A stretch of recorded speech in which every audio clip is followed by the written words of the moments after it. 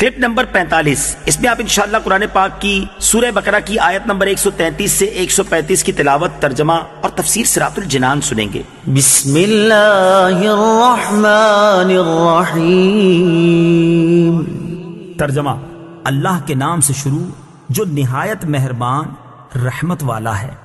ام کنتم شہداء اذ حضر یعقوب الموت اذ قال لبنیہ ما تعبدون من بعدی قالوا نعبد إلهك وإله آبائك إبراهيم وإسماعيل وإسحاق إلها واحدا وَنَحْنُ لَهُ مُسْلِمُونَ۔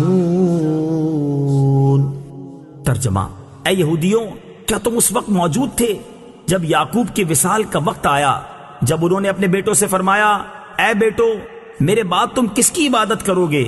تو انہوں نے کہا ہم آپ کے معبود اور آپ کے آباء و اجداد ابراہیم اور اسماعیل اور اسحاق کے معبود کی عبادت کریں گے جو ایک معبود ہے اور ہم اس کے فرما بردار ہیں۔ ام کنتم شہداء، کیا تم موجود تھے؟ تفسیر صراط الجنان میں ہے یہ آیت یہودیوں کے حق میں نازل ہوئی۔ انہوں نے کہا تھا کہ حضرت یعقوب علیہ السلام نے اپنی وفات کے روز اپنی اولاد کو یہودی رہنے کی وصیت کی تھی۔ اللہ تعالیٰ نے ان کے اس بہتان کے رد میں یہ آیت نازل فرمائی۔ آیت کے معنی یہ ہیں کہ اے بنی اسرائیل، کیا تمہارے پہلے لوگ حضرت یعقوب علیہ السلام کے آخری وقت ان کے پاس موجود تھے، جس وقت انہوں نے اپنے بیٹوں کو بلا کر ان سے اسلام و توحید کا اقرار لیا تھا، اور یہ اقرار لیا تھا جو آیت میں مذکور ہے وَإِلَٰهَ آبَائِكَ، اور تمہارے باپ دادا کے معبود۔ تفسیر صراط الجنان میں ہے حضرت اسماعیل علیہ السلام کو حضرت یعقوب علیہ السلام کے آبا یعنی باپوں میں داخل کیا، حالانکہ آپ حضرت یعقوب کے حقیقی والد نہ تھے۔ یہ اس لیے کہ آپ علیہ السلام ان کے چچا ہیں، اور چچا بمنزلہ باپ کے ہوتا ہے، جیسا کہ حدیث شریف میں ہے۔ اور آپ علیہ السلام کا نام حضرت اسحاق سے پہلے ذکر فرمانا دو وجہ سے ہے۔ ایک تو یہ کہ آپ حضرت اسحاق سے 14 سال بڑے ہیں، دوسرا اس لیے کہ آپ سید عالم صلی اللہ تعالی علیہ وآلہ وسلم کے آبا میں سے ہیں۔ تلك أمة قد خلت لها ما كسبت ولكم ما كسبتم ولا تسألون عما كانوا يعملون۔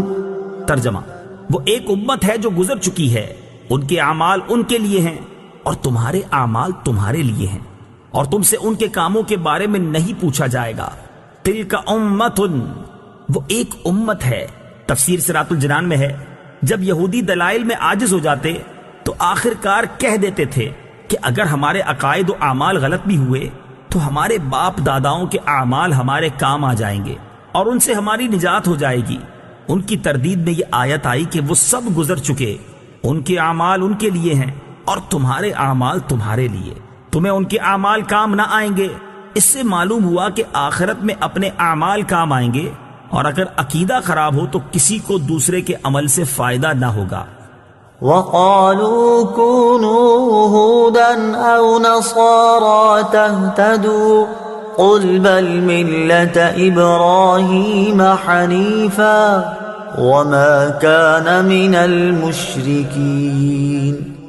ترجمہ: اور اہل کتاب نے کہا یہودی یا نصرانی ہو جاؤ، ہدایت پا جاؤ گے۔ تم فرماؤ ہرگز نہیں، بلکہ ہم تو ابراہیم کا دین اختیار کرتے ہیں جو ہر باطل سے جدا تھے اور وہ مشرکوں میں سے نہ تھے۔ کونو، ہو جاؤ۔ تفسیر صراط الجنان میں ہے حضرت عبداللہ ابن عباس رضی اللہ تعالی عنہما نے فرمایا کہ یہ آیت مدینہ کے یہودی سرداروں اور نجران کے عیسائیوں کے جواب میں نازل ہوئی۔ یہودیوں نے تو مسلمانوں سے یہ کہا تھا کہ حضرت موسیٰ علیہ السلام تمام انبیاء میں سب سے افضل ہیں، اور توریت تمام کتابوں سے افضل ہے، اور یہودی دین تمام ادیان سے اعلیٰ ہے۔ اس کے ساتھ انہوں نے حضرت سید کائنات محمد مصطفیٰ صلی اللہ تعالی علیہ وآلہ وسلم، انجیل شریف اور قرآن شریف کے ساتھ کفر کر کے مسلمانوں سے کہا تھا کہ یہودی بن جاؤ۔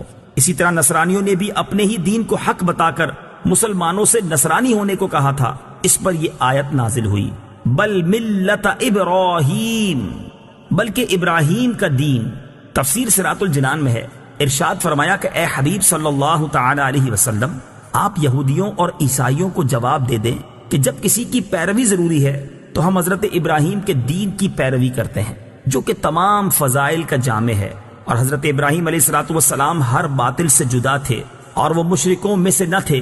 اس میں اشارتاً یہودیوں، عیسائیوں اور ان تمام لوگوں کا رد کر دیا گیا جو مشرک ہونے کے باوجود ملت ابراہیمی کی پیروی کا دعویٰ کرتے تھے کہ یہ لوگ اپنے آپ کو ابراہیمی بھی کہتے ہیں اور شرک بھی کرتے ہیں، حالانکہ ابراہیمی وہ ہے جو حضرت ابراہیم علیہ الصلوۃ والسلام کے دین پر ہو، اور حضرت ابراہیم علیہ الصلوۃ والسلام مشرک نہ تھے۔ جبکہ تم مشرک ہو تو ابراہیمی کیسے ہو گئے؟ اس سے دو مسئلے معلوم ہوئے، ایک یہ کہ حضرت ابراہیم علیہ الصلوۃ والسلام کو رب تعالیٰ نے وہ مقبولیت عامہ بخشی ہے کہ ہر دین والا ان کی نسبت پر فخر کرتا ہے۔ دوسرا یہ کہ صرف بڑوں کی اولاد ہونا کافی نہیں جب تک بڑوں کے سے کام نہ کرے،